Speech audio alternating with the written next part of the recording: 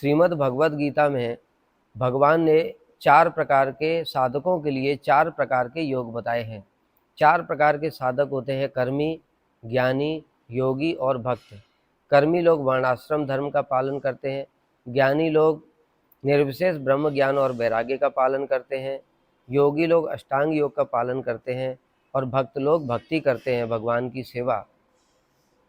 बहुत से लोगों को इस प्रकार का भ्रम है कि भगवान ने गीता में कर्म, ज्ञान और भक्ति इन सब की बातें बताई हैं, किंतु सत्य यह है कि भगवान ने कर्म और ज्ञान के विषय में नहीं बताया।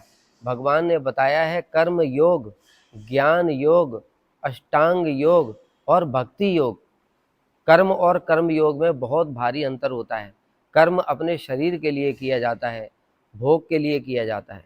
इसी प्रकार से ज्ञान भी मुक्ति की प्राप्ति के लिए होता है, किंतु कर्म योग में भगवत अर्पित निष्काम कर्म होता है, अर्थात बिना किसी जागतिक भोग की कामना के जो कर्म का फल है वह भगवान को अर्पण कर देना, यह होता है भगवत अर्पित निष्काम कर्म।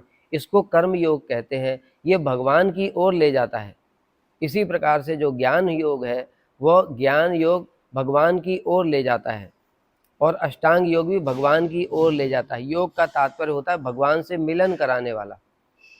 इसलिए भगवान केवल कर्म की बात नहीं करेंगे, कर्म से तो व्यक्ति संसार में फंस जाता है, किंतु भगवान योग की बात कर रहे हैं।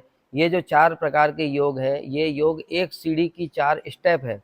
जैसे पहली स्टेप है कर्म योग। कर्म योग में फिर निर्विशेष ब्रह्म ज्ञान और वैराग्य मिलाने पर वह ज्ञान योग बनता है। ज्ञान योग में परमात्मा का ध्यान मिलाने से वह फिर अष्टांग योग बनता है और अष्टांग योग में भगवान की सेवा मिलाने से वह भक्ति योग हो जाता है। तो इस प्रकार साधक क्रमशः कर्म योग से ज्ञान योग, ज्ञान योग से अष्टांग योग और अष्टांग योग से भक्ति में प्रवेश करता है। इस प्रकार से वह भगवान को प्राप्त कर लेता है, किंतु कर्म ज्ञान योग के द्वारा कभी भी भगवान को प्राप्त नहीं कर सकता। यही गीता का रहस्य है। हरे कृष्ण।